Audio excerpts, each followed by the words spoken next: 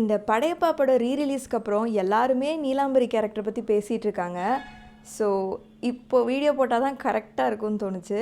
இன்னொன்று வந்து நான் கொஞ்சம் நாளாகவே விமன் சென்ட்ரிக் படமாக பார்த்துட்ருக்கேன். ஸோ இதை பற்றி என்னோடய ஒப்பீனியன் சொல்லலாம் அப்படின்னு தோணுச்சு. இந்த வல்லவன் பட கீதா கேரக்டரு, படையப்பா பட நீலாம்பரி கேரக்டரு, இது பற்றிலாம் இன்டர்நெட்டில் ஒரு சில மீம்ஸ் போட்டிருந்தாங்க. எப்படின்னா வல்லவன் கீதா வந்து லவ்னு வந்துட்டால் ரொம்ப லாயலாக இருப்பாங்க அப்படின்ற மாதிரி. When it comes to love I am like Vallavan Geetha. அதாவது அவங்க வந்து லாயலாக இருப்பாங்களாம், விச் இஸ் ஸோ ஸ்டூப்பிட். இப்போது லவ்வர் படத்தில் வர அருண் கேரக்டரை நம்ம கெத்து அப்படின்னு சொன்னால் அது எவ்வளோ ஒரு ஸ்டூப்பிடாக இருக்கும். அதே மாதிரி தான் இதுவும். எனக்கு தெரிஞ்சு அந்த படத்தை ஃபுல்லாக பார்த்தவங்க யாருமே கீதா கேரக்டர் இப்படிலாம் பெருமையாக சொல்லுவாங்களான்னு தெரில. ஏன்னா அந்த கீதா கேரக்டரே ரொம்ப டாக்ஸிக்காக தான் அந்த படத்தில் போர்ட்ரே பண்ணியிருப்பாங்க. இப்போ படையப்பா படத்தில் வர நீலாம்பரி கேரக்டருக்கு வரலாம்.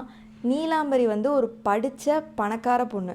ஸோ வந்து அவளுக்கு என்ன வேணும் அப்படின்றது அவளுக்கு நல்லாவே தெரியும். She has that clarity.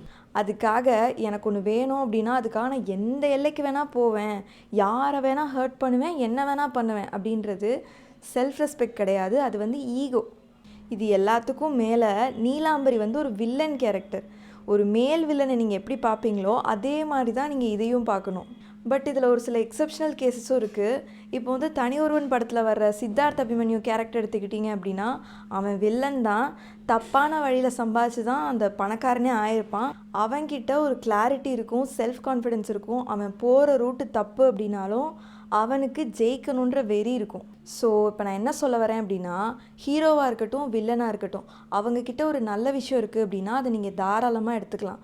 But அவங்கக்கிட்ட ஒரே ஒரு நல்ல விஷயம் இருக்குது அப்படின்றதுக்காக அவங்கக்கிட்ட இருக்கிற மற்ற டாக்ஸிக்கான விஷயம், பேடான விஷயத்தெல்லாம் நீங்கள் இக்னோர் பண்ணிவிட்டு அவங்கள ஏதோ ஒரு ரோல் மாடல் மாதிரியும் ஏதோ செலிப்ரேட்லாம் பண்ணிகிட்டு இருந்தீங்கன்னா அது தப்பாக இருக்குது.